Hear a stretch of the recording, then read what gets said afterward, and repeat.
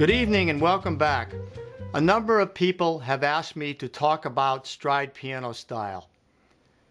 And so I've written out an exercise for you to try out. And it starts with an easy exercise and then it builds into a more difficult one. But basically the stride technique is where you play the bass note and the chord like this. Like that. That's a very simple example of it.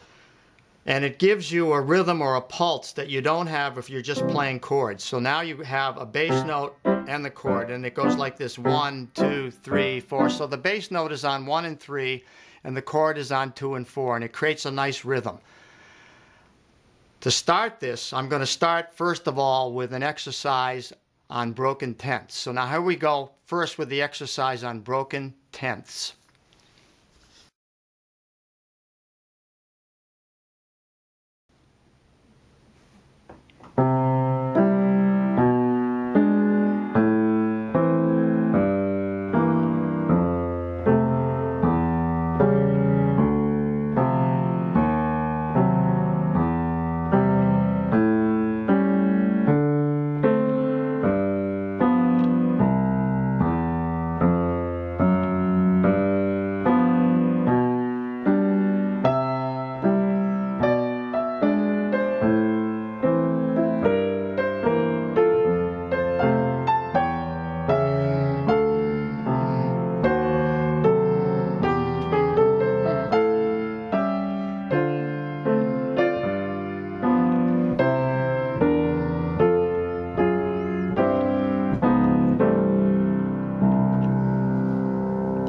This is mainly a left-hand exercise, and it's to create rhythm in the left hand and create flow. So now what we're going to do is we're going to play just a scale in C like that, descending, with a chord on, just a 2-note chord here. So you have the 10th, that's on the octave, of course, 8, 9, 10. So now you can, this is going to be broken, so it's going to be like this: 1, 2, 3, 4, like that's the rhythm. So now first chord is a C, to an E7 with a B in the bass, to an A minor, to a C7 with a G in the bass, to an F major, to an A7 with an E in the bass, to a D minor 7, then an E flat diminished like that, and then a C chord with an E in the bass, to an A7, to a D minor 7, then a G7, then a turnaround. So that's an 8 measure.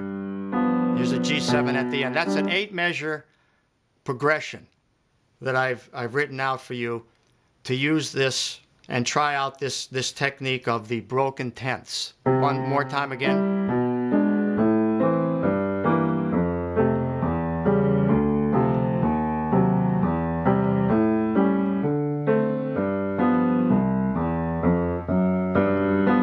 I've written a melody for it like this in the right hand.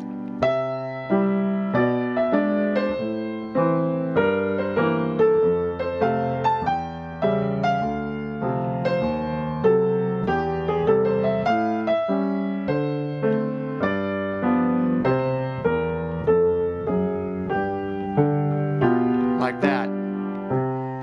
So that's the first exercise, and you can print this out and try it.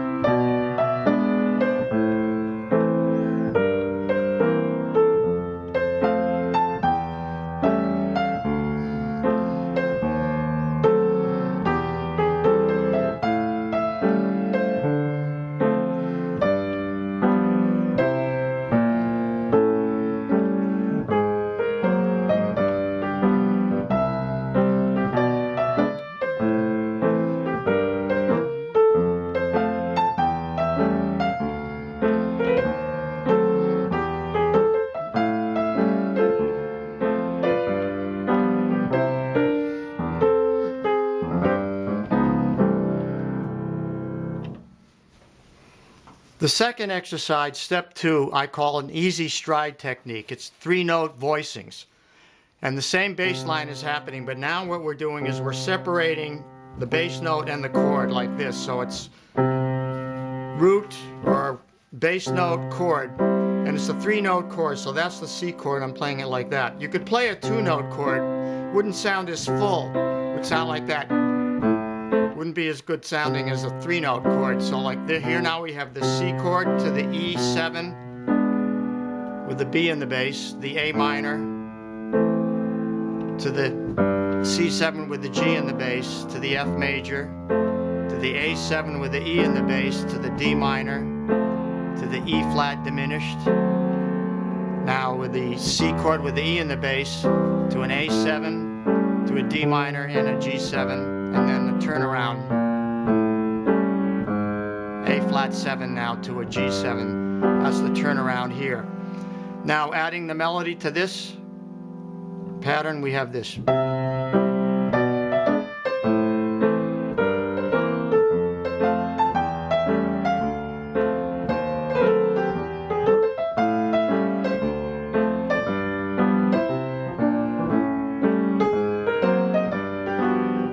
So on. So that's the first one, and you want to practice that quite a bit, and you can do a lot of stride just playing this particular technique because it's easy to play because the bass note is close to the chord. You don't have to do a big jump like this. So this is the first stride technique to learn, is the 3-note chord, or even a 2-note chord if you prefer, but just the bass note really close and then the 3 notes close there so you can reach them. And you want to practice it very slowly at first, like this. So now we'll move on to the next level.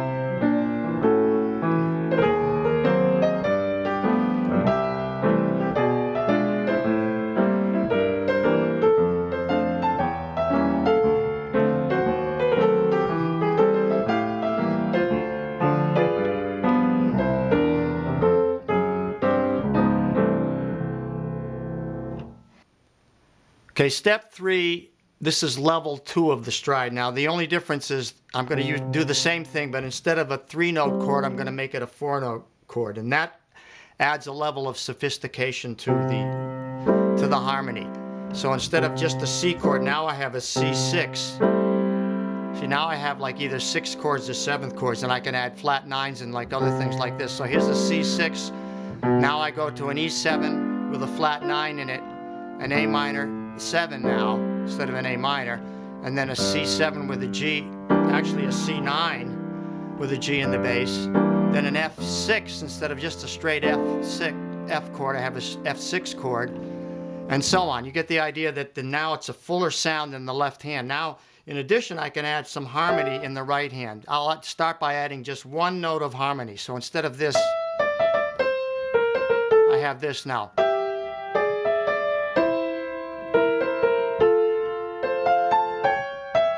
Now it's going to sound like this.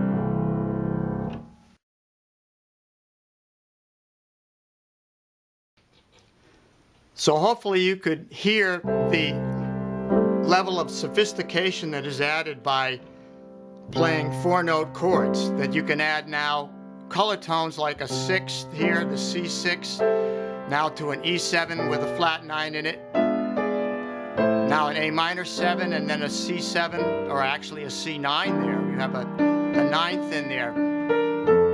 Now here's an F6, the A7 here. So in other words, you're adding another dimension harmonically. Now in the 4th step, what I'm doing is I expand out in either direction. So I create larger chords here, octaves and harmonies like that, octaves and thirds, and here I'm playing an octave in the left hand. So now that's what Scott Joplin did. He wrote music. He always had like the bass note being in octaves most of the time. And not always the root where you would expect it. It would often be a 5th or like a 3rd. He would always have a fascinating movement in the left hand, but also with octaves, big sounding chords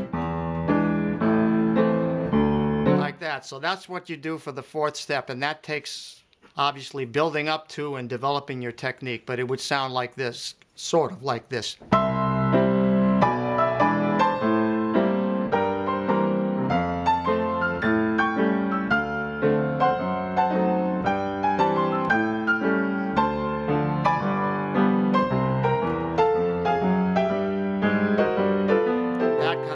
Now that's the big sound that you want to eventually get to, but it takes work and it takes practice, and I hope you'll do it. So I hope you enjoyed this. I'm going to wrap up now.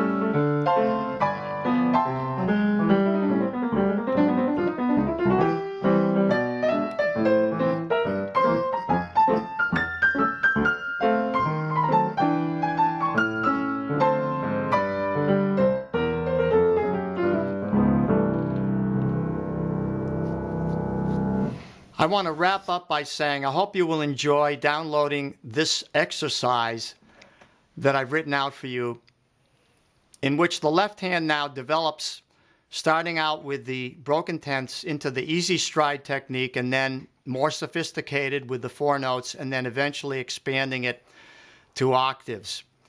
And this is a step-by-step process that you have to probably spend a lot of time on each level before you get really good at it. But whatever it takes, I'm trying to help you out here. So like, let me know if this is helpful, because I don't know unless you write to me.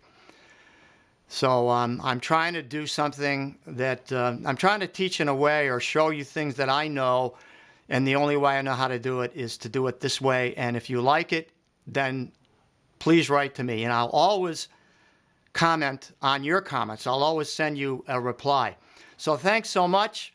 I want to wish you a Happy New Year, and let me know how you're doing. Thanks so much, and I'll see you. Bye-bye.